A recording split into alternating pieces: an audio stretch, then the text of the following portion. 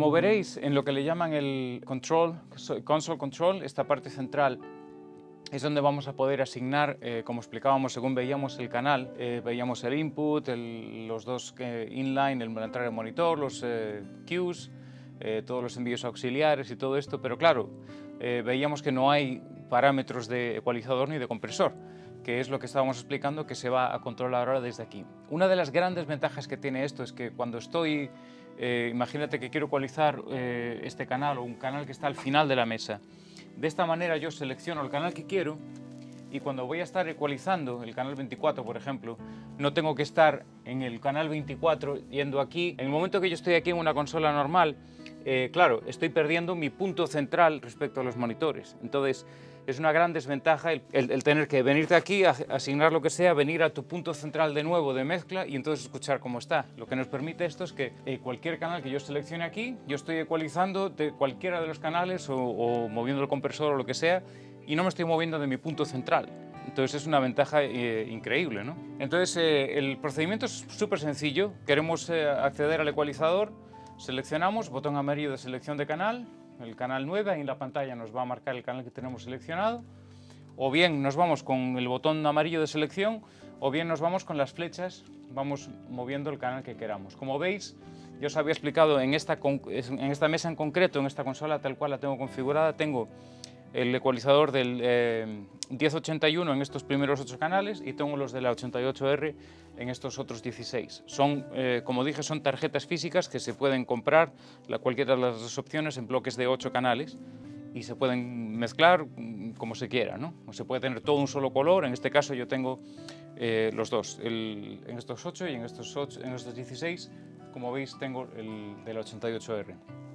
En el caso de los primeros 8 canales del 1081 es ecualizador de 3 bandas, entonces simplemente es súper fácil, los 4 knobs de control, aquí tengo, muevo cada una de las bandas, graves, medios, agudos, simplemente cuánto es la ganancia que le voy a dar o a quitar a cada una de esas frecuencias. En el caso del 1081 tiene frecuencias prefijadas que son clásicas de NIF. Entonces nada más que pulsamos el encoder y al pulsar selecciono qué frecuencia quiero alterar, levanto y cambio la ganancia. Lo mismo en el de medios o en el de agudos. O apagarlo, si queremos nada más que usar alguno, podemos apagar que no esté afectando. En el caso de estos otros canales que tengo el ecualizador del 88R, pues es lo mismo, en este caso es 4 bandas paramétricas. Es mucho más flexible, pero es más limpio, digamos, no limpio.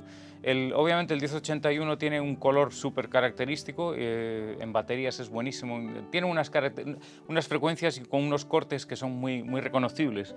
Este es un paramétrico mucho más preciso, podemos ajustar mucho más lo que queremos, entonces dependiendo de lo que necesitemos hacer, usaremos uno o el otro. Lo mismo en este caso las 4 bandas, graves, medio agudos y agudos. Y lo mismo, si pulso, veis que en este caso, como es paramétrico completo, pues ahí puedo mover, quiero mover la frecuencia de agudos, ahí muevo, cambio la frecuencia que quiera y luego ya levanto y es la ganancia de esa frecuencia. Súper fácil. En el caso del compresor, lo mismo, voy al canal que quiera, o lo mismo, puedo entrar aquí, ver el ecualizador, puedo seleccionar el canal, me sale el ecualizador del canal, que es lo mismo que irme aquí al botón de ecualizador. Luego tengo dinámica, con lo cual puedo ver las dinámicas. Otra forma de acceder a la pantalla de dinámica es hacer doble clic. Si hago un clic, me da el ecualizador, si hago doble clic, me sale el compresor. Y luego puedo ver el compresor o aquí cambio para ver gate expander, ¿no? La puesta de ruido o el compresor. Y lo mismo, los controles los tengo aquí, el rango, el threshold, el umbral, que va a ser donde empiece a atacar, y el release. Este tiene una opción de ataque rápido